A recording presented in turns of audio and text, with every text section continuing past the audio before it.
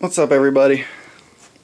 So I was on my one of my fish forums, and they were talking about tips and tricks, just little things you can do to make the hobby just a little bit more easy. So I wanted to go ahead and share some of mine that I had. One thing I'll do is, the water changers. This is a pretty, they're pretty big, so you can't. It's harder to do little tanks, or even just get into small areas with them. So what I'll do is I'll put it in a bucket, and then just take one of the little water changers and drain it into the bucket while that's running, so the bucket won't overfill. And that way you can get in the very back of your tanks, or even do small tanks. You can even do 10-gallon tanks with that, because it's kind of hard to do a water change with the water changer on a 10-gallon tank. But that way you don't have to haul buckets around and all that. So I thought that was a cool trick.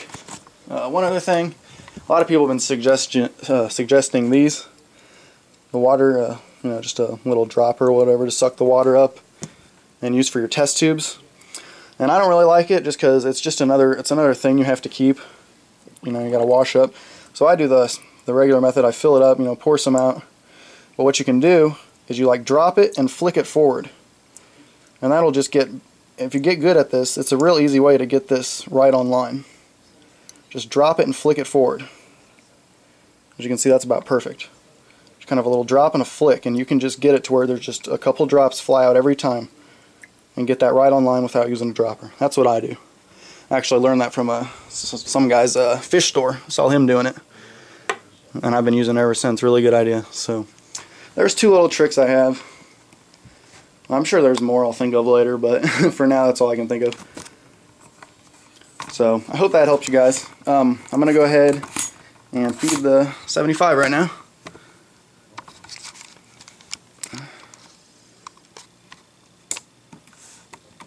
Sorry about the weight.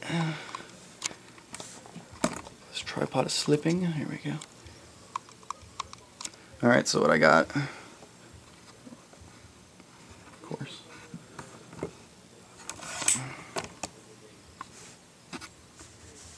Alright, there we go. Sorry. So I got some New Life Spectrum flakes, and also some of the New Life Spectrum small fish pellets, soaking in a shot glass with some garlic hard, just like I use for my betas. Soaking in a shot glass. So I'm going to pour this excess out, water and garlic out in the sink real quick.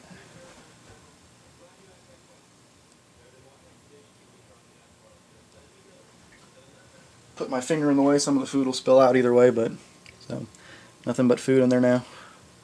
And I'm going to go dump some food out kind of by my filter to where it kind of disperses it everywhere.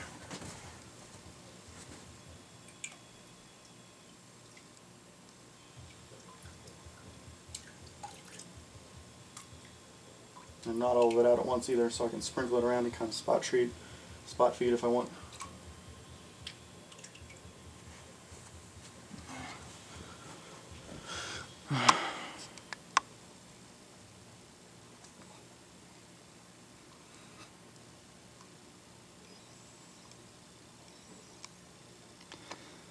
One thing I want to talk about with this tank is I have that Eneheim canister filter, which I'm not going to keep on here all the time. And right now that's how I'm using the CO2. You can see all the bubbles coming out of it. That's what I'm using to get the CO2 into my tank right now, but I'm not going to keep that on there. I just ordered another one of the inline, I believe it's an Atomic inline CO2 diffuser. And I like them. I like how that, that's not too many bubbles. I'm going to get it for the other canister filter. That size doesn't fit my other canister filter.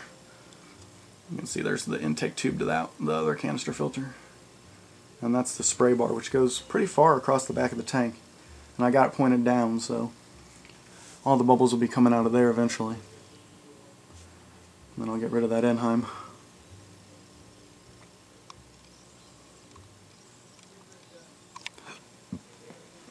Shut this.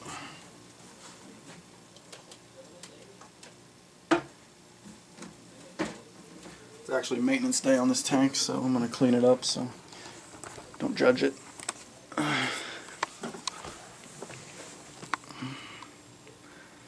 The wood's still not sinking, but it's definitely getting a little heavier. I took the other two pieces of driftwood and set them on top of it, and that's keeping it down. I'm going to get around to shoving that down in that substrate a little more if possible. But it's about where I want it. I took some Christmas moss that I had in a 15-gallon. It was dying in there, so put it in here, set it at the top to get a lot of CO2 and light. I'm sure that should make it grow like crazy.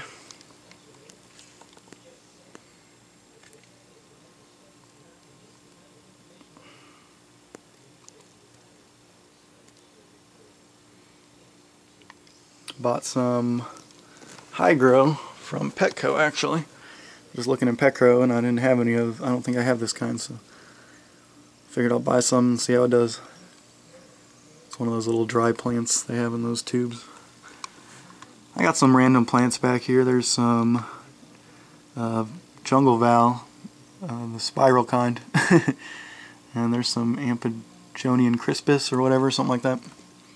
That's some kind of High Grow. I'm not really quite sure what kind that is, and I'm not sure what I'm going to do with it, if I'm just going to leave it there or not. I know I want to try to get some hair grass and plant it all around this side. But, alright guys. Hope somebody found this helpful. Thanks for watching.